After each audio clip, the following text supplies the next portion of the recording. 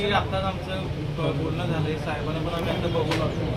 काल जसं आपण ॲडमिट करताना प्रकृती होती त्याच्यापेक्षा कितीतरी पटीनं आता सुधार आहे. अजून प्रकृती स्थिर आहे, हळूहळू चांगली होत आहे. फक्त डॉक्टरांचं म्हणणं आहे की आपण गर्दी इथं न करता साहेबांना आता ते आपल्याला कोणाला भेटूच देणार नाही जोपर्यंत डिस्चार्ज होत. त्यामुळे 7-8 दिवस तरी आता आपल्याला साहेबांना विश्रांती द्यायला पाहिजे. त्यासाठी सगळ्यांना विनंती आहे, तिच्या गोष्टींवर कोण विश्वास न ठेवता साहेबांची प्रकृती चांगली आहे.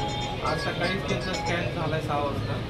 कालच्यापेक्षा आज चांगली आहे तब्येत असं डॉक्टरांचं सांगितलं असेल तर सांगितलं.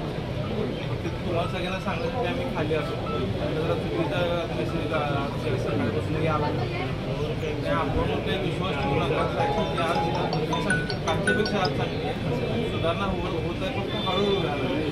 त्यामुळे जरा तब्येत एकदम व्यवस्थित होण्यासाठी वेळ लागतो. 10:30 वाजता PN पाटील साहेबांची तब्येत हळूहळू सुधारत आली. अजूनही त्यांची चिंताजनक तब्येत जरी असली तरी कालच्यापेक्षा त्यांची प्रकृती चांगली आहे.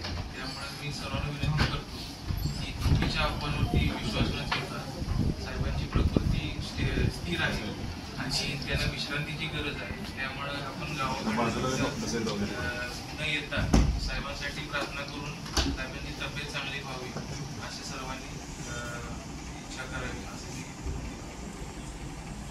अशाच नवनवीन अपडेट पाहण्यासाठी आमच्या KK न्यूज चॅनेलला सबस्क्राईब करा.